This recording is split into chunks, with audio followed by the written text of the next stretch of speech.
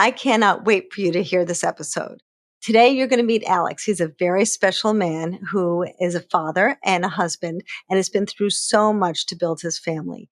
He used donor sperm and it was not an easy journey for him, but he shares everything. He talks about his relationship issues, how he chose a donor, and how he feels it's so important for his child to know her beginnings. So I'm not going to tell you too much because I really want you to hear this amazing story. So let's tune in and roll the tape.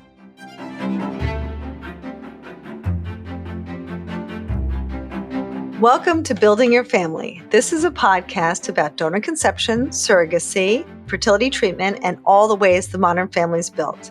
I'm your host. My name is Lisa Schumann. I'm a therapist, an author, a researcher, and I'm here to talk to you about having a better path to parenthood. And to that end, today we have someone named Alex who is known on Instagram not as Alex, but as Pursuing Fatherhood. And he's a terrific guy and does such great things to help people understand donor conception and understand that there's really no shame in it, that people really need to embrace it, that families can have wonderful, wonderful stories. And he is a shining example of all of those things. And we really, really appreciate having him around because we need more of these messages out there. So today, I'd like him to tell us a little bit about his story so you can get a lot of information and feel more comfortable with the process yourself. So welcome, Alex. So nice to have you here. Thank you, Lisa. I appreciate you having me. Alex, you wrote in your Instagram that you and your wife, Lauren, were having fertility issues. You knew each other for a long time. You were dating since you were much younger. And so I'm assuming that in the beginning, there was just this thought, okay, when we're ready to get pregnant, we'll get pregnant. There'll be no problem. Can you take us from there and let us know how everything evolved from there? Yeah, I think, like you said, young, assumed everything would be just fine, that we would have no problems. And whenever we decided to grow our family, it would just happen. And that was not the case. My wife really was the one who was feeling, I think, the emotional pressure. It was really affecting her more on a day-to-day basis that when we weren't getting pregnant. And so she really spearheaded the testing and asking questions of doctors and those kinds of things. So she had a routine checkup with her OBGYN and just decided at that point, after it had been almost a year, to start taking things to the next step. Let's try to figure out what's going on. And so her OB was great, immediately did lots of kind of surface level tests and blood work and things like that, and couldn't see anything right off the top that would indicate her having any sort of issue getting pregnant. And so they decided that the next easiest thing for us to check off the list to get tested before we went any deeper into that is for me to go get tested. Even though at the time, I think I just thought my wife was being a little bit impatient. I did know at that point how much it was affecting her and me too. I just kept thinking we were being impatient. It'll happen when it's supposed to happen, those kinds of things. She was the one who had really taken control of let's figure out what's going on and if we need to take next steps. So I went along with it. I went ahead and got tested, and to our complete shock, got a phone call that we'll never forget, saying that there were 0 sperm in my sample. Wow. Completely floored. I'll never forget the phone call or the feelings that we both had in that moment. I've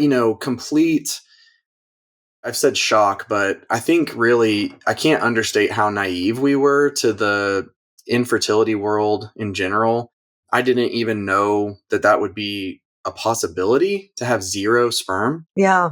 In a otherwise healthy young person. I just did not ever expect that would be our diagnosis, and obviously was wrong. I quickly found out that is possible. That must have been like a moment of disbelief, right? You probably felt like there's got to be a mistake here. How could that be? That doesn't make sense. Yeah. And the doctor even said, and now granted it was the OBGYN actually who called. She is a friend of ours, and so she really helped us and took control of everything for us, which was a huge benefit.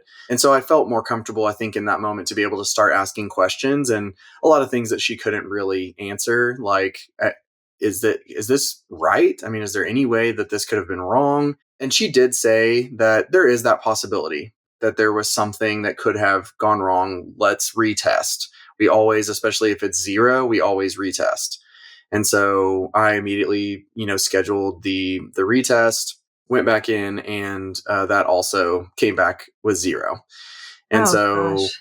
we knew then that, even though we had, I don't know, maybe a couple of weeks in between the first test to the second test results, we to kind of start to process, I think in the back of my mind, I also held out this little bit of hope that maybe it wasn't right. Mhm, Maybe mhm. maybe something at the lab got messed up. No, that's just there were zero sperm. Oh So my gosh. That must have been devastating. it really was. It was pretty dark in our house, in our marriage, for quite a while after that. And, grateful for people that were around us. And we actually were in public when we got that phone call. We were with some of my family. Not ideal, maybe, but looking back, I'm actually really grateful for that Hmm. because we almost immediately were able to be kind of let people who love us and are rooting for us. And so I mean, literally day one, minute one of getting that terrible news, we were able to kind of have a network around us of people who were really pulling for us. Mhm. And it was incredibly devastating, obviously, and shocking, but also, grateful for looking back now the way that we were able to find out, I guess. So, what did you do then? Did you just say, I guess we're going to adopt or we're not going to have children, or what came to your mind? Because those are some of the things people think about. So the first step was to go see a urologist. I had never set up an appointment for myself to go get checked out. I didn't think there was anything that I would need to get checked out. Mhm. So kind of just starting from trusting the OB that my wife was working with to say, refer me to, who you think is best in this situation. And so was able to get in and get an initial exam, start doing some blood work, things like that to look for maybe some sort of genetic condition that could lead to infertility, any reason why maybe we could figure this out. Nothing on blood work really indicated anything. I didn't have any of the genetic disorders that might cause infertility. And so, answers but not answers. Mhm. I did know from my actually from a sports physical in college was the first time anybody ever told me. The doctor doing my physical said, "Has anybody ever talked to you about having a varicocele?" And I said, Hmm. "No." And I remember being, 19 or 20 years old maybe and being told about that and just kind of wanting the conversation to end, not it stuck with me. I still remember it, to this day, Mhm. obviously, but I remember not wanting to ask questions or engage in that. Mhm. It was awkward and uncomfortable. He did say, I remember him saying at the time, most people don't, it's very common and most people don't ever have any issues from it. But then, fast forward several years and now I have this urologist telling me that it is a, contributing factor to infertility sometimes. That was something that he targeted pretty early on to try to take care of and hopefully help our chances. And so we scheduled, after maybe my first or second appointment with him, I think we scheduled that varicocele repair surgery. And that urologist that we met is the one who did it. He felt after the surgery that everything went as well as it could have. And that, if this was the, primary cause, that hopefully we would have better news. And so the unfortunate part about the varicocele repair surgery is that it just takes time. You're not Mhm. going to find out immediately if it worked, even if Yeah. he feels good about the surgery. So I had the surgery in July and they would not allow me to retest for 4 months. Mhm. So I went back actually the day before Thanksgiving that year was our follow up appointment with him where he told us that there was no change. There was still no Oh sperm gosh. even after that. And so very disheartening. At this point, we're now almost 2 years in. 8 months or so into treatment, really, and post surgery and things, and just feeling pretty stuck. Now we really don't feel like we have any answers, because the only thing that we really knew for sure, repairing that didn't work. So Right. the only other thing that we knew, and I had lots of conversations with him in the interim, which I think was helpful. When I was very young, maybe 3 or 4 years old, I had a testicular torsion. Hmm. I can remember even being that young. I can remember being in a lot of pain and telling my parents that I was in a lot of pain. And they took me to the hospital, and I was put into emergency surgery, Wow. to try to fix that. And my parents had concerns initially that that could cause infertility down the road, and they were reassured and told by the doctors at the time that they felt that they did the surgery fast enough Hmm. and well enough that it wouldn't cause any problems later on. Well, again, fast forward almost 30 years, and we do believe that most likely had a pretty major contribution to my infertility as well. So we had a torsion on one testicle and a varicocele on the other, grade 3, which is pretty severe. Again, we were sort of left with just maybe some assumptions, probably pretty good educated guesses, but still kind of difficult to not have an exact reason or Oh, diagnosis. We're yes. still just kind of guessing. But again, I did many samples along the way throughout testing and trying different things, lifestyle adjustments and things like that, and never got a single result other than zero sperm in the Oh, sample. my gosh. You're not really left with many options after that. And given the trauma that I had on the testicle that had the torsion when I was a child, and then the varicocele on the other, we were not ever given very high hope at all from the urologist or from a couple other doctors that we consulted that there would be much chance of finding anything in a more invasive sperm extraction procedure like Hmm. TESA or Hmm. TESI or microtesty. And so we weighed those options for a long time because that was the only Other, remaining hope yeah. of, having a child with both of our genetics. And so I think, honestly, looking back, and I can remember my mom telling me pretty early on, I think you guys know what you're going to do. You just don't want you're not ready to move forward yet. Hmm. And, I think that's probably pretty true. I think almost immediately, both my wife and I felt no sense of hope for the surgery, for an extraction procedure. We both just, again, we were never instilled with any hope by any doctors or anybody who had seen my case at all. And so even though there was that little glimmer of hope, I understand lots and lots of people.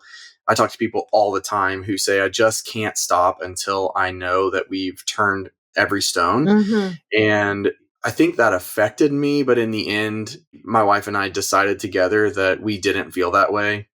We felt at peace with where our journey had taken us up to that point. We had tried what we felt like was the best odds of success. That Yes. didn't work, and left us. It took a while, took a lot of grieving, a lot of therapy, a lot of pillow talk, just late at night. Where's our life going? It doesn't look anything like what we thought it would at this point. A huge decision, obviously, but in the end, we were able to decide that we both felt at peace moving forward using donor sperm to grow our family. And so that's kind of how we got to that point.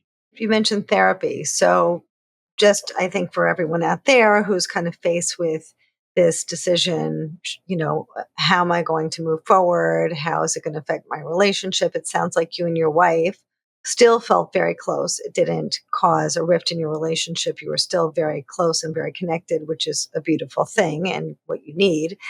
But the couples therapy is also a great thing to have. What value do you feel that the therapist gave you or the therapy process gave you on this journey? Well, enough that we truly considered naming our daughter after. Wow. Oh my God. Well, she had a very similar name to my mom's first name. We really strongly considered using some sort of she really was. We still to this day refer to her as a saint, and I believe that she is. She was Mm. incredible. and just really, I think, gave us a sense of calm, if nothing else, when nothing felt calm, nothing felt okay. You referenced our relationship, and I'm so, so grateful that we were able to remain close. I Yes. think, truthfully drew closer throughout that whole process. Wow. And I know how fortunate we are for that to be the case. I know that that's not everybody's story. I think that our therapist was really able to help with that, and just, like I said, give us some sort of calm when even walking into your own home didn't feel like a safe or good place to be. We both look back at that time and say walking in our front door made me immediately depressed. It was just kind of back Mm, into, like, I'm just sinking into the couch to only think about this one thing. wow. She was amazing, our therapist, and just really helped reframe some things for us that we were stuck on. Just brought some calm to the situation to where we were able to feel like we were capable of making a level-headed decision. I think when you've been thrown that big of a curveball, you question your ability to make any decisions to move forward sometimes, and that was certainly our case. I think she kind of permissioned us to say this is our story. We get to decide how this moves forward, and I think also really comforted us through the idea of our family and the way that we grow our family not looking the way that we had always expected. Mm-hmm. And I think to also help us recognize that what we were doing was grieving. I don't think that we recognized necessarily in the moment that we Mm-hmm. were Mm-hmm. grieving, that this was incredibly traumatic, and that we were depressed, honestly. Yes. I think that, it doesn't sound none of that sounds like a good thing, but I think just understanding where we were in the moment was very helpful. It kind of allowed us to be a little bit more forgiving and patient with ourselves and with each other. Mm-hmm. I feel like I say counseling or therapy constantly when I talk to people about this, but I don't know that I can overstate its importance. Wow, that's fantastic. I mean, kudos to you for going, first of all, because you probably can imagine a lot of people don't want to do that. But it sounds like not only did she hold your hand and maybe give you some education and support you and give you ways to comfort yourself, but it sounds like what you're saying is that understanding what you were going through, understanding that your feelings were about grieving, understanding that whatever frustration or sadness or anger or resentment that you had was kind of natural, and that you were going through a very natural process, and that this is not a bottomless pit, but this is something that's very understandable given the situation, really helped you kind of put a frame on it and made it a little bit easier to digest and go through it. Yeah, absolutely. And I think, you said bottomless pit, and it kind of immediately jogged my memory too. I think it's Brené Brown that talks about pit friends and, those kinds of things. Like, she was so, I think, helpful for us in that moment, because she was one of the people who was willing to just sit with us and kind of crawl down into the pit that we were in. Mm-hmm. And instead of the positivity has its place, and I certainly understand a lot of people need to cling on to hope and Mm-hmm. positivity and all of those things, totally understandable. I think the most important thing for us, though, at the time was just somebody to, yeah, validate our feelings and to sit with us and say, this really sucks. And I'm sorry that, this is what you're going through, and just kind of allowed us to try to start healing before we could move forward. And I think that was my one of my biggest fears all along, especially when we started talking about moving on to using donor sperm, was that we were going to make this decision from a really unhealthy place and not be our best selves when we made Mm-hmm. that huge decision. And how unfair that felt to ourselves and to the child that we were hoping to have. And so again, I think it sounds terrible to just sit in this pit of depression and despair, but I think it really was the start. It was kind of was the catalyst for us to be able to get out of it. Well, Alex, what you're saying is, she also normalized it for you, so you didn't feel like many people feel that there's something wrong or this is going to last forever or I'm going to, I'm really in a bad place myself. When you realize what it is and you see that it's grief that you need to go through, it can be so helpful. And also, what you're saying is that as you were going through this grief, you were very cognizant, which is, I think, unusual and something that we point out quite a bit, on this podcast, is that when people are in a depression or anxious place or some other place where they can't really think straight, it's going to be hard to make these decisions that they want to make for their lifetime. And these are not decisions you can unwind so easily later, and sometimes not at all.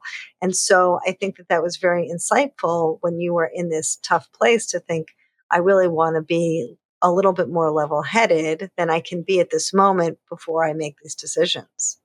Yeah, definitely. I think we both struggle with analysis paralysis. Yeah. We both struggle with big decisions in general, and there's none that we've made in our lives that is more, important or impactful than the one that we made to move forward in the way that we did to have our daughter. And we always kind of hate that about ourselves, that we can't make decisions. We struggle to over research or over analyze every single thing. But I think in this case, it really was valuable Yes.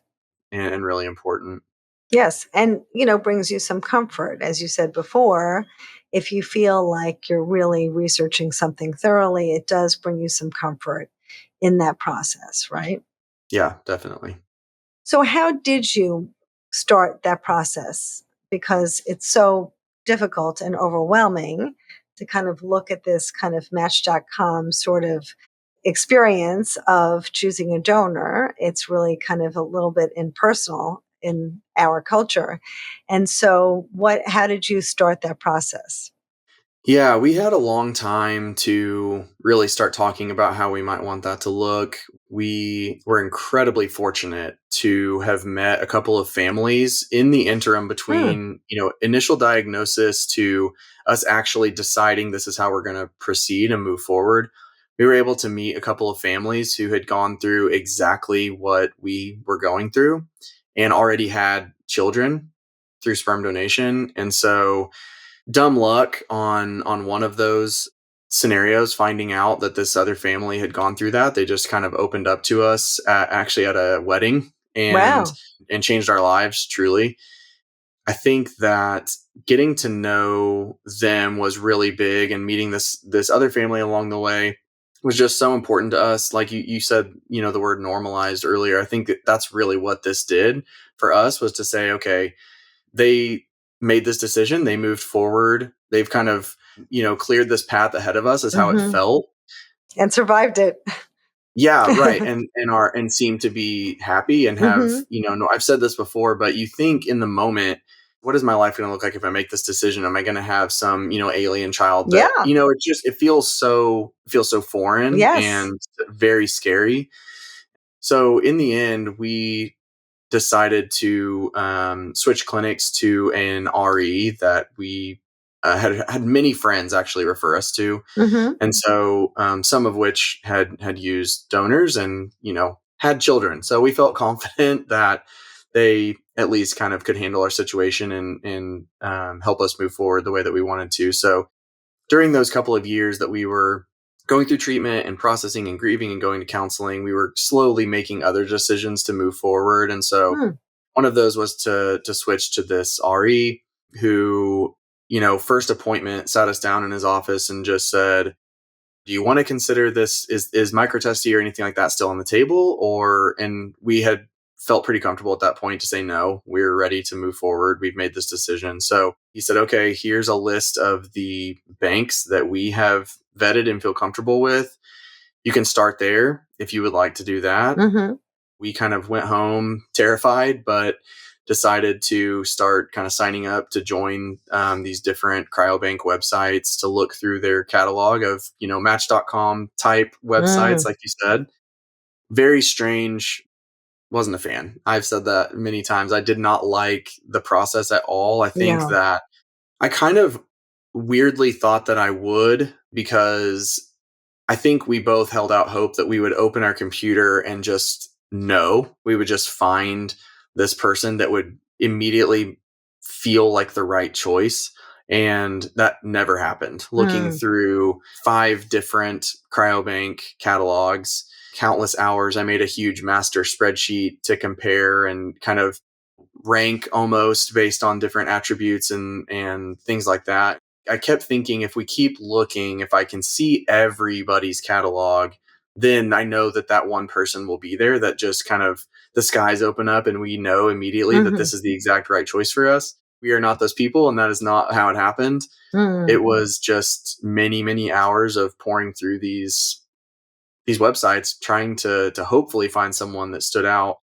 We even did. I know several cryobanks do things to try to help you match, most closely to someone with a similar look, or things like that. And so we Mm-hmm. did.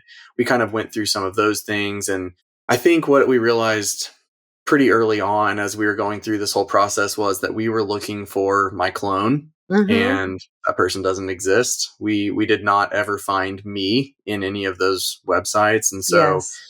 I think that was part of just, again, the grief kind of coming back up. It had been a couple of years at this point since we had initially gotten our diagnosis. And I think we were just kind of back to the realization of, I'm not in here. This is, a lot of people have said it to me that they feel like they're choosing somebody to replace them. And I can understand that feeling. I don't know if I ever felt quite that extreme about it, but I Mm. think at minimum, I felt like, I'm choosing a person to provide half the DNA for a child that I hope to raise. And so there's just not a bigger decision probably to make out there. It really Right. is that important. And so I think that's part of why I didn't appreciate it. There's no right answer. And I don't like when that's the case, I think. And especially when we put as much, blood, sweat, and tears into getting to this point and making this decision. I wanted there to be an exact right answer, and at the end, we just had to trust ourselves. And again, that's where our therapist was huge. And just, one of the things I'll never forget that she said was, in a situation like this, oftentimes there is no right answer. There's no one right answer, but there Mm-hmm. are there are wise choices. Yes. And she kind of, again, was able to tell us, I've sat with you through this, and you all are ready to make this decision. There's no one better than you two to make this decision for you. And all the thought and consideration and conversations and counseling that you all have gone through to get to this point, you all are capable of making a wise decision. And again, it was just, we kind of sat there like we needed an adult, in that moment. We Mm-hmm. just kind of felt like two kids sitting there, like, somebody make a decision for us. Right. And again, I think she kind of permissioned us to make that choice for ourselves and to do what we thought was best. And so thankfully eventually did find someone that we both felt really comfortable about. I have a lot of poor family history. And so, my dad passed at 44 from a Wow. heart attack. And that's something that since then has always scared me and worried me. So we kind of took the opportunity to say, okay, if this is the situation that we're in, this is the hand we've been dealt, we're going to at least make ourselves feel like we have given this child some improvements over Mm-hmm. what would have been, my DNA Mm-hmm. Mm-hmm. contribution. And so, Yeah. we tried really hard to focus on good health and good family Smart. history Yeah. and things like that. And so I think that really helped us to feel more comfortable and confident in our decision as well, to say that this kid is already health wise, hopefully in a better place than they would have been if this was me, and that kind of thing. So again, not an easy process at all, but we really tried along the way to say, okay, we're going to make this as good of a situation as possible. And more importantly than anything, for this child. Alex, I really admire your decision making process because I think it's so hard for people, as once you go through this and as you've kind of outlined, when you have infertility issues, first you're trying to get pregnant at home, then you're trying to get pregnant at the doctor, then you're going through the whole process of grieving, then you have to look for a donor. And by then, you feel like very often you should have had a kid a long time ago. So there's this kind of rush to just hurry up and choose any donor who looks the most like you. And I think it was really so insightful to think about, okay, I've got to kind of be level headed about this, give myself some time to think clearly and really choose the best and healthiest choice for my child rather than somebody who has my eyebrows or whatever, because that ultimately is going to be the most important, right? We have no control over what our kids are going to look like. And everybody thinks their kids are cute anyway. So what difference does it make, right? We really just want a healthy child. And so that was really insightful for you guys to think about, and really wonderful. And I hope everyone out there takes that to heart, because ultimately that's what we all want for our children, because these children also will be adults and we want them to be healthy adults too. It's a lifetime decision. It's Yeah, great. absolutely. I wrote a post, I think, while my wife was pregnant, and I was sitting in the cardiologist waiting room for just an annual checkup. Thankfully, I've never found anything wrong or to be concerned about, but Good. it's been a big reason for anxiety in my life, Sure. especially since we found out that we were pregnant. And I wrote this post sitting in the cardiologist waiting room, that I think I started the post by saying, I'm glad we used a donor, and kind of like questioning myself of, did I really just say that?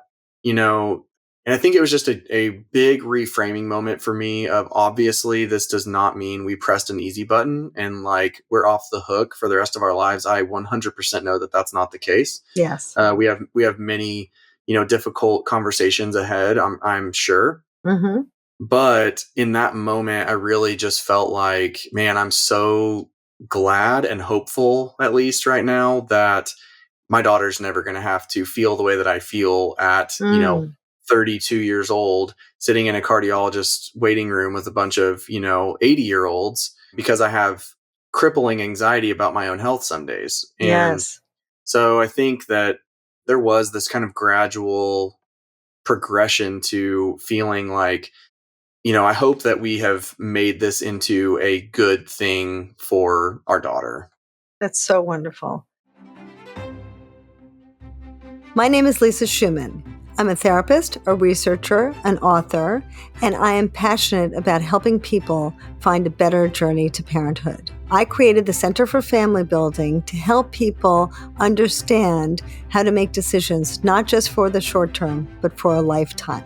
We have group counseling, individual counseling, couples counseling, and lots of other services that can help people find the answers that they're looking for. Just take a look at our website so you can see a few of the thousands of people we helped build a better path to parenthood. The decisions you make are too important to leave up to chance. Arm yourself with the right information. Take a look at our website and sign up for a session with one of our therapists, join one of our groups, or access one of our programs, and you will quickly see why our strategies are so effective. Now back to our episode. So you chose this donor and you thought, okay, we've got this healthy guy and he's a good candidate. And then you guys started the process. Did you get pregnant right away? Did it take some time? We got pregnant on our second IUI, which Wow. is incredible. Yes. Very fortunate. We knew that, statistically, not great odds for the first time, those kinds of things. Again, going back to my wife, she had no reason that anybody could find for why she would Mm-hmm. be unable to get pregnant or have any trouble getting pregnant. So we felt good about starting with IUI versus moving on to IVF. But we did, at the time we only had 4 donor vials. And so we knew that our shots were limited with this donor that we had, painstakingly chosen, and did not want to go back to the drawing board on that. And so when the first one did not work, I think, actually backing up a little bit, when we had the first IUI, obviously we had gone through lots and lots of processing up to that point. We were ready, but it's just so big and final that you go home and think, oh my gosh, for the first time ever, we might actually, we have an actual chance of being pregnant right now. And the finality of that and the reality of it really hit us hard. And I remember we came home and we got in bed. We were binging Game of Thrones at that Mm. time to Mm-hmm. try to finish it. It had just ended, and we really didn't talk much throughout the day. She was supposed to be resting a little bit, and I remember kind of eventually we had a conversation about it, and we both had this, what did we just do? kind of thought really looming large over us, and it was just so scary. But then that being scared, I think, made both of us question, are we doing the right thing? What if this is, if this is final now, are we going to regret this, or something? It just, again, because it feels so foreign to how we thought everything was going to go, and just brought up Yeah. all of those feelings again.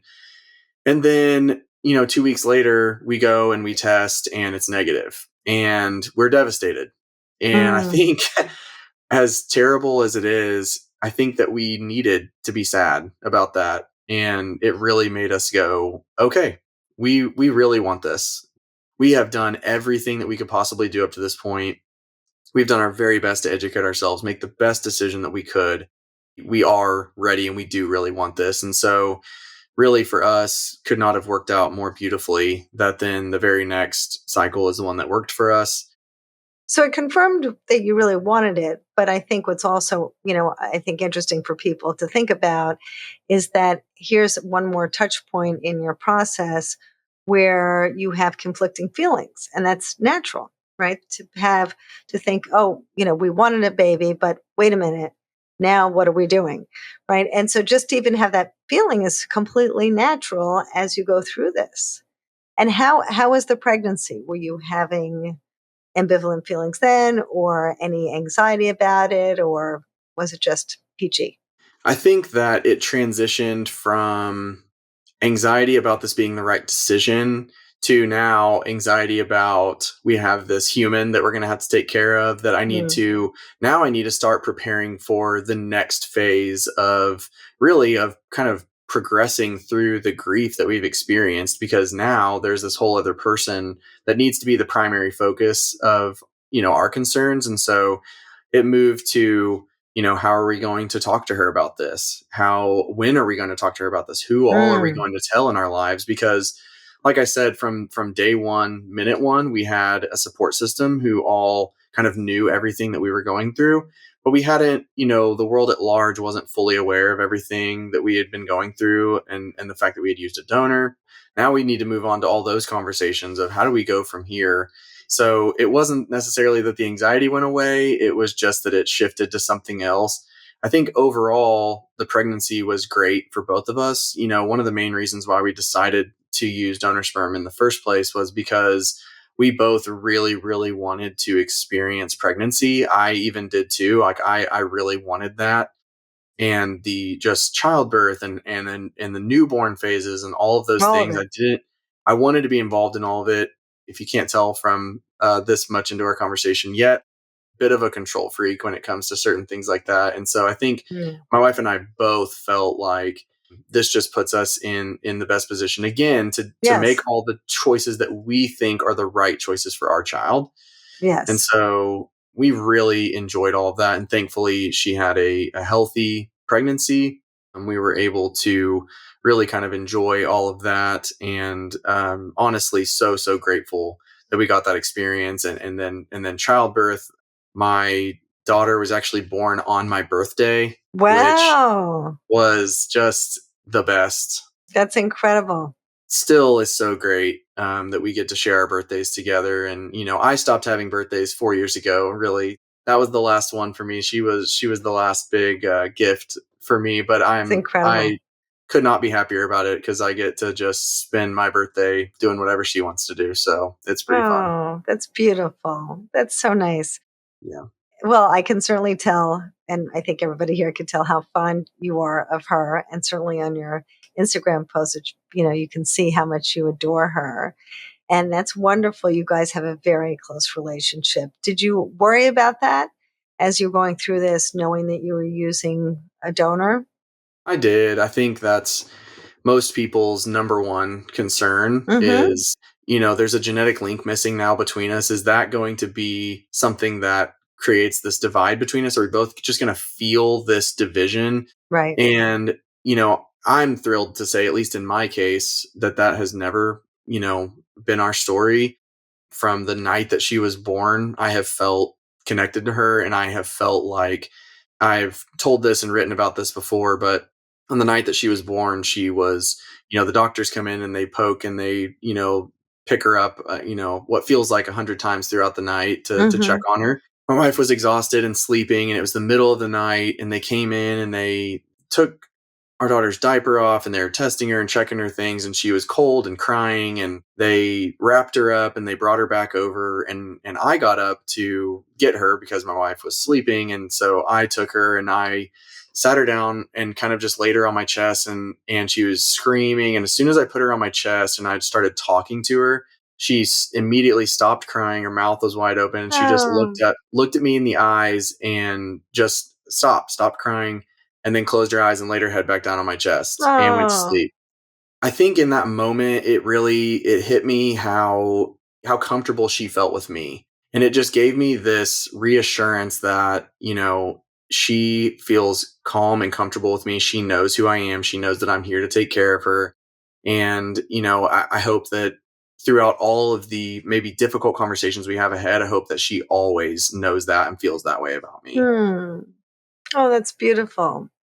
She knows, on some level emotionally that you guys are connected. That's really beautiful. We've just always had a great connection, and I could not be more grateful for it. Oh, that's so fantastic. Yeah. So now that you're a happy dad and you guys are a happy family, have you started to talk to her about her story?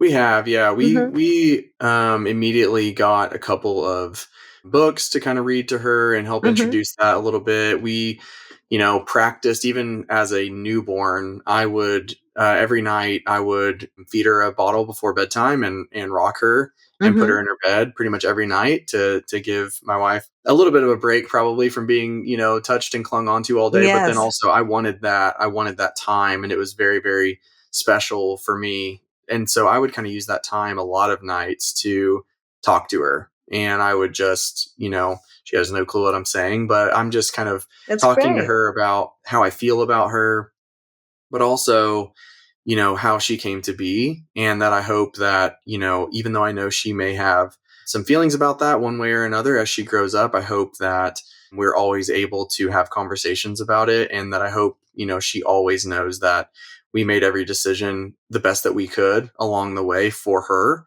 Mhm. And I think that really helped me to, you feel dumb, honestly, late at night in your daughter's bedroom talking to, a newborn about big life things. It felt a little silly at the time, but I think it really gave me the confidence to just keep doing it and Mhm. keep having those Mhm. conversations. Mhm. And Yeah. we still talk to her that way. I still talk to her about those things. And big picture, obviously she doesn't truly grasp everything, but there's a lot, surprisingly, that she does really hold on to Mhm. from those stories and the way that we've explained it to her. And so we're just going to continue doing it, and the conversation will evolve as she grows up. But if she were in the room right now, you could ask her, how did mommy and daddy have you, and she can actually do a pretty good job of explaining it. It's great.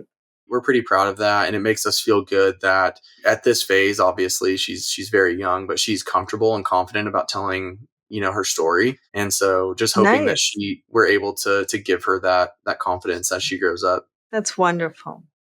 As she gets older, you're probably faced with more situations where you have to decide, am I going to share this with her school? Am I going to share this with her little ballet class? Am I going to talk to more people about it? Am I going to post more on social media? At what point do I, kind of limit it or not? How have you and your wife made those decisions together?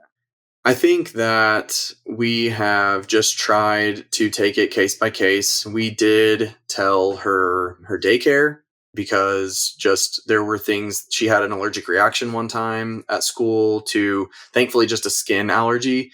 Hmm. But we changed laundry detergents and found out pretty quickly that her skin was not okay with that. And just things that where we felt like, okay, this could have something to do with, a part of her that we don't have every answer on. And so we just felt like telling the director of the daycare about her story felt right to us in the moment. Hmm. Obviously, her pediatrician, who's a good friend of ours from high school, she's been in the know this whole time, which is, I think, that has to be the case. So my wife's a teacher, and starting this upcoming year, our daughter is going to go to her school.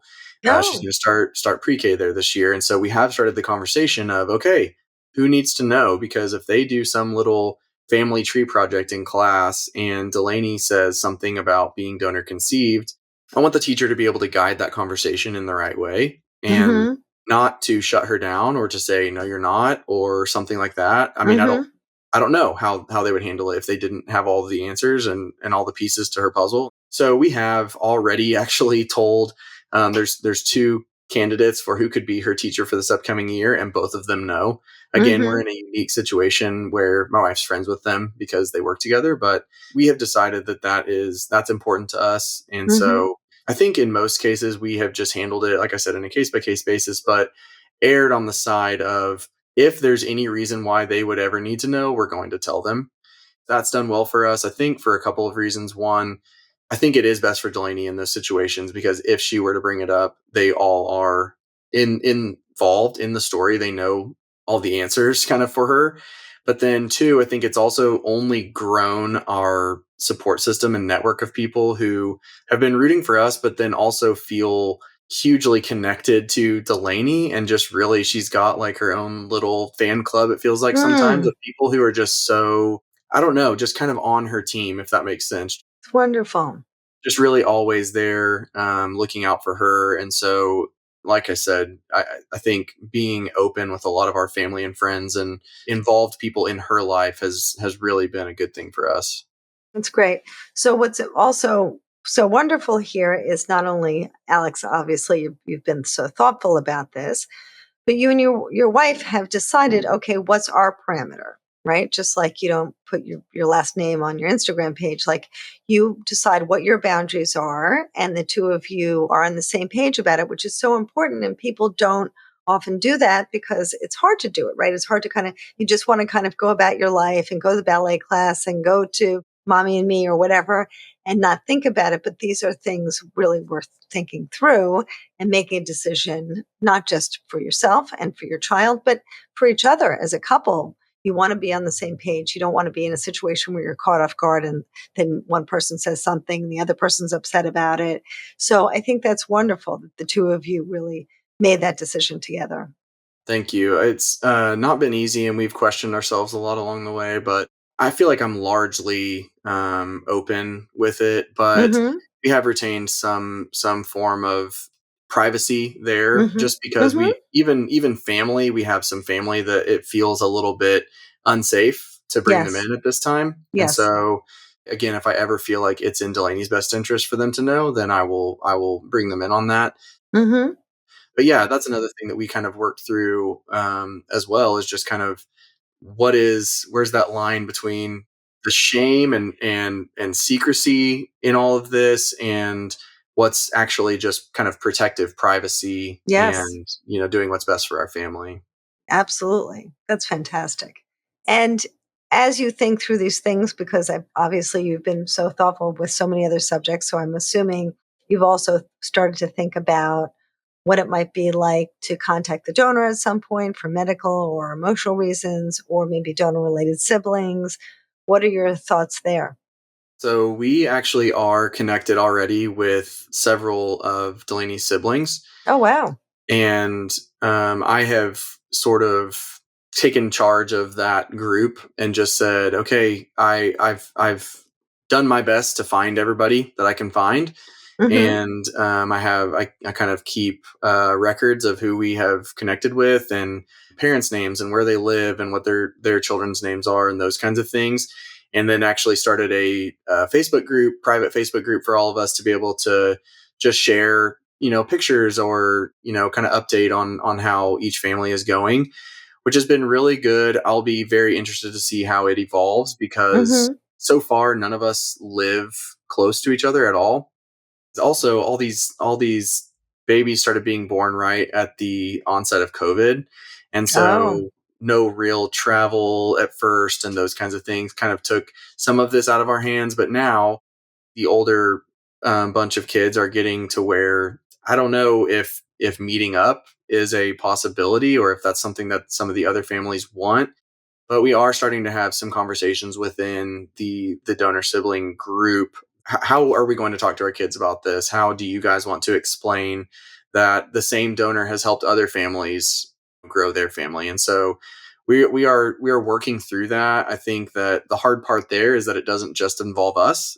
There's lots of other people who have to also make a decision for their family. Yes. Can't just show up at their doorstep. So still work in progress there. I don't know what that's going to look like as she grows up. As far as finding the donor, I do expect, whether that's right or wrong, I do expect that at some point Delaney will want to locate him. Hmm. I'm just kind of prepared for that to be the case. And I think I know that if it were me, I would want to. And I don't Hmm. know, I can't say how I would want that to go or what the relationship is that I would be seeking there, but I know that I would at least want to know who it was. I would always have that lingering curiosity, and so Yes. I'm just kind of expecting that that's going to be the case for her also, and don't know what that's going to look like, but I'm prepared for that. Well, that's fantastic. But what also strikes me about what you're saying, Alex, is that, a lot of people hearing this might think, particularly if you're not in it, right? Because if you're in it, you're a parent, you're loving your child, you're thinking, what's in my child's best interest? But if you're not in it yet, the thought of, well, I'm going to meet this person who has contributed to my child in a way that I didn't can feel very upsetting or threatening, right? So you kind of very often have a different hat on when you're thinking about your child's best interest and you're already a parent, don't you think? Definitely, and I would be lying if I said selfishly that I don't experience those feelings. I Hmm. do have that Yeah. fear. I'm grateful that I feel like, at least 4 years in, that I have a great foundation with her, And and that that helps. relationship, yeah, to build on. But at the end of the day, like you said, he has a connection to her also that I don't. And so how is that going to play in? And so I do think about those things. I Hmm. and of course I feel some sense of insecurity about that as well. But like kind of alluded to, I think the transition happens, now that she's here. I don't care about myself as much as I care about her. And Hmm. so what's going to be Yes. best for her, and it might make me feel a little bit uncomfortable sometimes, and Yes. I need to be okay with that if it's what is going to be best for her. And I've already not only decided that she will probably want to locate him at some point, but also that I'm going to do everything I can to help her do that. If that's what she needs, if that's what she wants, then let's do it. Fantastic. We made this decision for you. You didn't make this decision. So we are going to help you as best we can through every step of it, including that one. That's fantastic. And I really appreciate your openness about this because it is hard and feelings don't exist in isolation, right? You can still feel insecure and at the same time want to help her. But I think what people don't realize when they're going through this is that transition as you have this bond with your child, as you're loving your child, you're going to want to do everything you can for them. And as you said, you're thinking less, maybe not 100%, but some degree less than you were previously about your anxiety about the donor and really also now incorporating what she might need and wanting to help her. Yeah, absolutely. It's not that it goes away. I think the day-to-day relationship with her does make all of that, those initial concerns fade away, but Hmm. some of them kind of just pivot a little bit to now it's something different that we need to be thinking about or looking forward to, and just but constantly with the frame of what is going to be best for her. It's great. So, on that note, Alex, I want to mention that I was looking at your Instagram feed and I saw this, which I think the audience would enjoy seeing because it's really so poignant. This post that you said, someone said, I guess, mentioned to you, do you think about Delaney being donor conceived often, or are you just enjoying being a dad? And your response was yes. Yeah. That was great. Yeah, both exist. At this point in my life, the joy of being her dad far outweighs the those lingering feelings and concerns that I used to have about her being donor conceived. Hmm. That doesn't mean that I don't still have them or that I don't still think about it. And I think part of it too is that I still run this Instagram account, I still talk to people every day about the fact that Delaney is donor conceived. So of course I'm thinking about it. I'm sort of forced to because of a lot of the conversations that I'm having, but I don't even at this point think of it as a bad thing or even most days a hard thing. I think I've just really it's become kind of our normal. We've just it's become our story, and I've kind of forced myself to keep talking about it to a Mm-hmm. point that now I do feel more and more comfortable each time. And so, yeah, I think that it's a good question to say, do you think about her being donor conceived all the time, or Mm-hmm. are you just focused on being her dad? And yes is the answer. I think about Mm-hmm. both all the time. But one doesn't take away from the other necessarily. I think I'm not sure how I could enjoy being her dad any more than I Oh. do already. But yes, I do still think about that other part too. That's beautiful. That's so nice and so open. I so appreciate everything you're saying, Alex. And as we wind down, I mean, you've shared so much. I'm really grateful for it. And I'm sure everyone out there is too. Is there anything else that you feel would be important that we haven't talked about to share with the viewers?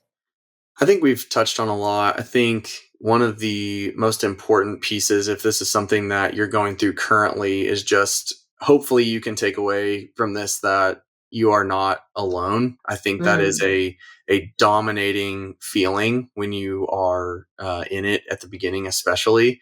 No one is really out there talking about it. It feels like infertility in general is pretty secret and a lot of shame surrounding it. But I yes. feel male factor infertility specifically seems to carry even more shame and secrecy. And I hope that if nothing else, people are able to see that you're not alone, for one, but then also that there are paths forward to becoming parents that can be, just as beautiful as the way that you thought it was going to turn out. Mm-hmm.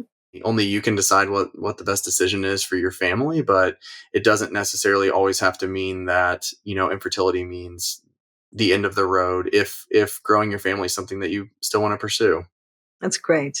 Well, thank you so much. And thank you for your sage advice and your sensitivity and your openness, Alex. We really, really appreciate it. And where can people reach you? What's the best way for people to reach out to you? I'm most active on Instagram, and like you said earlier, my handle is at pursuing fatherhood. Hmm. I really have enjoyed running that page and just kind of now just getting to share my life really with Delaney and raising a donor conceived child. So that's the best place to find me. Okay, terrific. Well, thank you for all you do, Alex. And you're certainly paying it forward in spades. So everyone, I'm sure, really appreciates that. And I certainly appreciate having you here. So thank you for coming. And thank you, everyone, for listening. I hope this helped you. And if it did, please tune in, please subscribe, because that's how we keep going. And I look forward to seeing you next time. Hi, it's Lisa Schumann. I hope that you enjoyed that video and I hope it helped you. And if it did, please give us a thumbs up and subscribe because that's how we keep going. It's really important to us. And if you liked it, you might like this one.